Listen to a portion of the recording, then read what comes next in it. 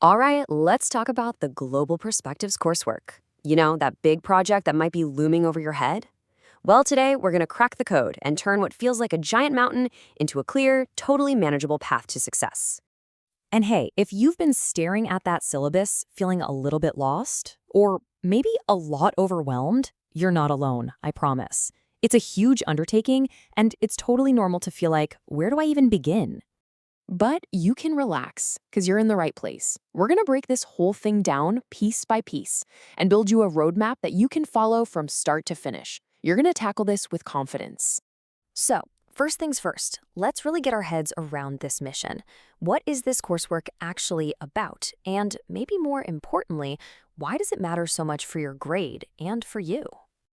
Okay, let's just start with the numbers because they tell a big story.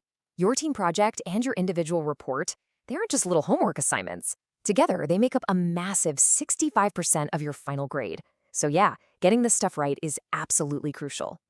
But honestly, it's about way more than just the grade. This whole project is designed to help you build these 6 super skills. Seriously, think of this as your academic toolkit for the future. We're talking research, analysis, collaboration. These are the exact skills that colleges and employers are desperate for. This project is your chance to really sharpen them. So, how do we put those skills into practice? Let's dive into the first big piece of the puzzle, conquering the team project. We'll look at how you go from just an idea floating around to a real, meaningful action. Now, here's the key thing to remember about the team project. It has 2 totally separate parts. You've got the team element, that's all the stuff you do together, but then you've got the personal element. That's your own individual 1,000-word reflection on what you learned and how the team worked. You gotta nail both. The whole project follows this really logical flow. It's a journey, right? You start big with a global topic you care about, then you zoom way in on a local problem you can actually do something about. From there, it's all about research, action, and looking back to see what you learned. See? It's a clear process. And if you're kind of stuck for an idea, check these out. See the pattern? They all take a huge global issue, like waste or pollution, and connect it to a small, practical, and totally doable local action. You don't have to solve world hunger, you just need to make a real, tangible impact right where you are. All right, team, mission understood. Let's switch gears and talk about your solo mission, the individual report. For this, everything, and I really mean everything, starts with one single thing, a powerful, amazing research question.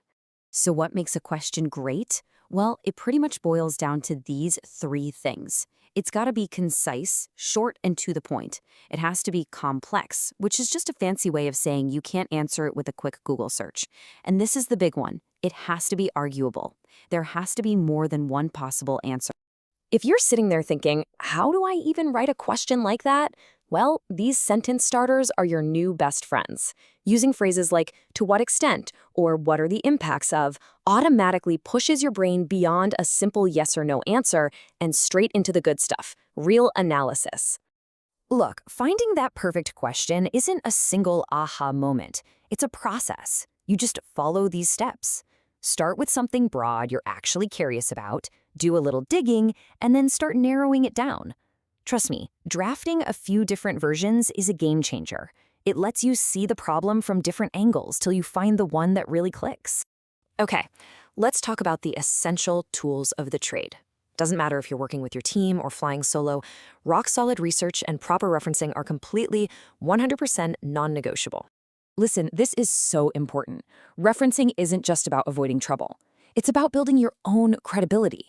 When you cite your sources, you're basically showing your reader, hey, I've done my homework. My arguments are based on real evidence, and I respect the people who did this work before me.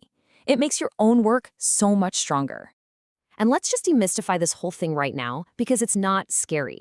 At its heart, referencing only has 2 simple parts. You've got the little in-text citation that goes right after you mention an idea, and then you have the full reference list at the very end with all the details. That's it. That's the whole system. And here's what it looks like. If you're summarizing someone's idea in your own words, you just pop the author's last name and the year in parentheses. If you use their exact words, you do the same thing but add the page number. See? It's just a simple, clear system for giving credit. Now, referencing a website might look a little complicated, but it's really just a formula. Who, when, what, where. Author, year, title, URL, and the date you found it. Here's the pro tip. Start a list of your sources from day one. Just keep a running document. If you do that, this whole process becomes easy, I promise. Okay, we have covered a ton of ground. So to bring us all home, let's pull everything together into your final roadmap, a super simple checklist to keep you on track from the first idea to the final submission. Seriously, print this out, stick it on your wall, use it to guide you. From getting your topic okayed by your teacher to that final, satisfying proofread, following these stages will make sure you don't miss a single important step. This is all about helping you manage your time and your energy so you can do your best work without all the stress. So, there you have it. That's your roadmap. The path is clear, the tools are in your hands, and the challenge is waiting. The only real question left is, what global issue are you going to dive into first?